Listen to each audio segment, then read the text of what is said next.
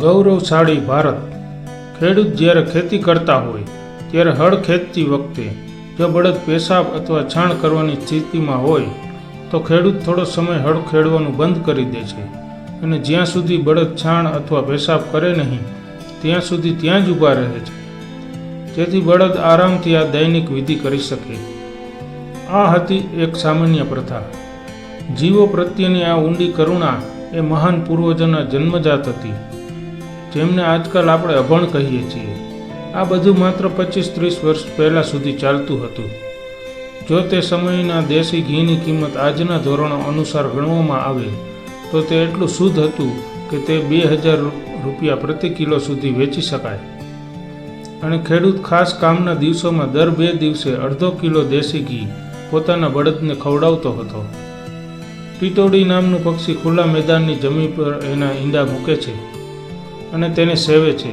ખેડાણ કરતી વખતે જો કોઈ પક્ષી તેની સામે ચીસો પાડતું જોવા મળે તો ખેડૂત સંકેત સમજી જશે અને ખેડ્યા વિના તે ઈંડા સ્થાનને ખાલી છોડી દેશે. એ જમાનામાં આધુનિક શિક્ષણ ન હતું.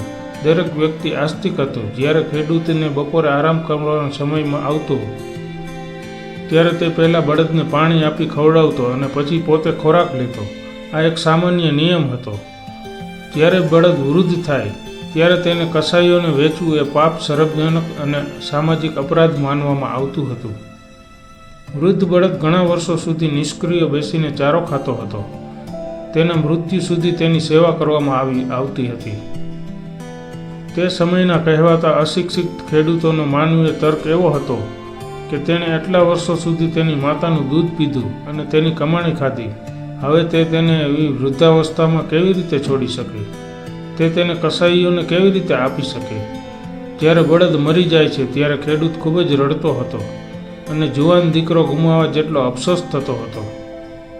મૂંગા બળદ અને ખેડૂત બંને આખી જિંદગી એકબીજાની ભાષા સમજતા હતા. એ જૂનું ભારત એટલું શિક્ષિત અને સંપન્ન હતું કે તે પોતાના જીવનમાં જીવનનો સાર શોધતો હતો. તે હજારો વર્ષ જૂની સંસ્કૃતિ સાથેનું ગૌરવશાળી ભારત હતું.